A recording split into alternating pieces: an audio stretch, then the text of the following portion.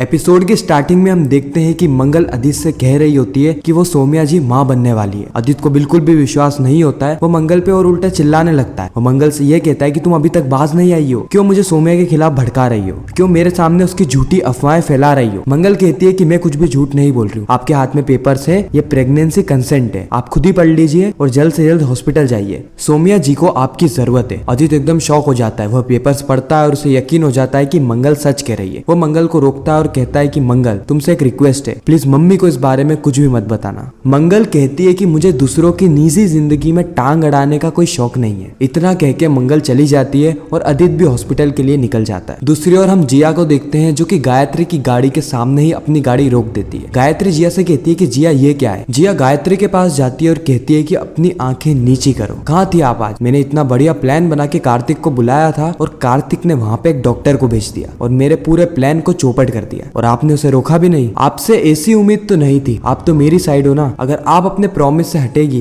तो बहुत बुरा होगा। गायत्री कहती है कि तुम्हें जो भी बुरा करना था जिया, वो तुम ऑलरेडी कर चुकी हो। अब मत करो, मेरे बेटे की इमेज खराब मत करो, इतना गलत काम तुम मत करो, मैं अब सहन नहीं करूंगी। जिया हंसने लगती है और कहती है कि 100 चूहे खाकर बिल्ली हज को चली। आपने तो उसके साथ कुछ भी गलत नहीं किया था। एक बहुत बड़ा घटिया गेम तो आपने भी खेला था उसके साथ। अब आई डोंट नो आप क्या बर्दाश्त कर सकती है या नहीं कर सकती, लेकिन जिस दिन मेरा दिमाग खराब हुआ, मैं कार्तिक की इमेज तो क्या पूरे कार्तिक को बर्बाद कर सकती हूँ। गायत्री कहती है कि नहीं, तुम ऐसा नहीं करोगी। जिया जवाब में कहती है कि हाँ बिल्कुल नहीं करूंगी, लेकिन आपको मेरी बात माननी होगी। जिया गायत्री से कहती है कि आप घर जाइए और अपना थोड़ा दिमाग चलाइए। कार्तिक और लक्ष्मी के बीच में ऐसी गलत फहमियां पैदा कीजिए जिससे कि कार्तिक खुद ही आगे रह के लक्ष्मी को छोड़ दे, क्योंकि कार्तिक हमेशा से ही सत्य का साथ देता है, सच का साथ देता है। तो लक्ष्मी से ऐसा कुछ गलत करवाइए जो कि कार्तिक से बर्दाश्त ना हो। इस और हम मंगल को देखते हैं जो कि बहुत ज्यादा उदास होती है। वो अपने बच्चों को देखती है और उसे बहुत ज्यादा बुरा फील होता है। वह तकिया पकड़ के रोने तक लगती है। इस और हम देखते हैं कि अदित हॉस्पिटल में पहुंच जाता है। अदित जैसे हॉस्पिटल में एंटर करता है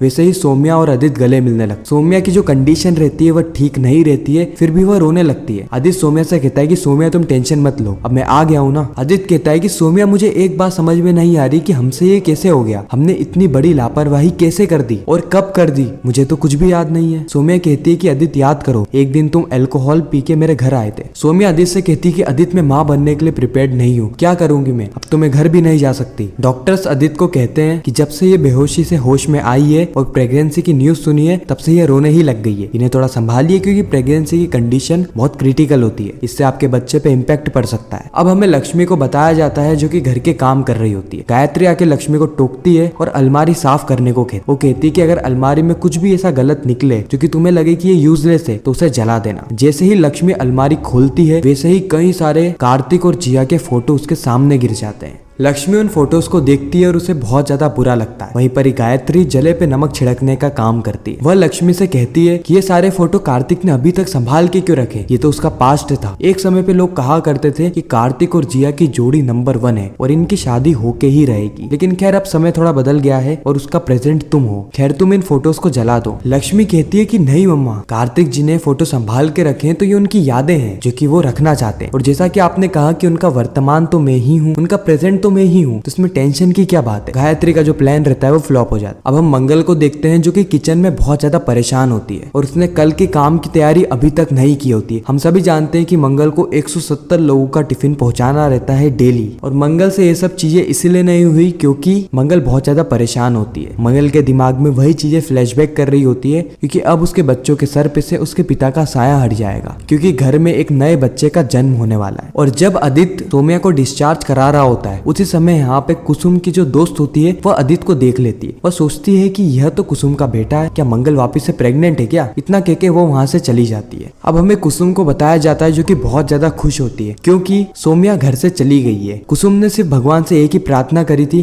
कि सौम्या घर से चली जाए और मंगल और अदित का रिश्ता वापिस से जुड़ने लग जाए, और कुसुम को वैसी ही चीजें दिख रही है। उसी समय मंगल की माँ का भी फोन आ जाता है तो कुसुम यह खुशखबरी मंगल की माँ को भी बताती है। मंगल ऑफिस के लिए निकल ही रही होती है कि उसी समय सौम्या आ जाती है। सौम्या को देख के कुसुम को बहुत ज्यादा गुस्सा आता है। वह सौम्या से कहती है कि तुम यहाँ से निकल जाओ, तुमने क्या घर को धर्मशाला समझ रखा है कि जब मन चाहा छोड़ के चली गई, जब मन चाहा वापिस आ गई। उस समय अदित भी सौम्या का बैग लेके घर के अंदर आ रहा होता है। कुसुम कहती है कि आदित्य तुम क्या कर रहे हो, कल तो तुमने इसे जाते हुए रोका नहीं और अब इसी का बैग लेके वापस आ रहे हो। बस सौम्या बताने ही वाली होती है कि वह प्रेग्नेंट है कि आदित्य उसे टोक देता है और कुसुम को कहता है कि माँ हमारे बीच में सिर्फ नोकझोंक हुई थी, हमारा रिश्ता नहीं टूटा है। अब यहाँ पे रिश्ता तो नहीं टूटा लेकिन कुसुम का दिल जरूर टूट गया। अभी तक कुसुम को ये सच्चाई नहीं पता है। आने वाले एपिसोड में हम देखेंगे कि जब कुसुम को ये चीजें पता चलेगी तो कैसा रिएक्ट करने वाली है। साथ ही आपको यह रिकैप कैसा लगा कमेंट में जरूर बताना। मिलते हैं नेक्स्ट वीडियो में, जब तक के लिए गुड बाय।